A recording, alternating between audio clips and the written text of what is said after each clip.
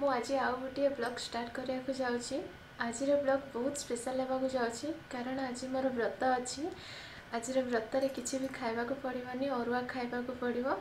मो पाई मोर फेवरेट जिनस अच्छी। चलतु डेरी नक मुझे आपण मानक देखई नौची। चलतु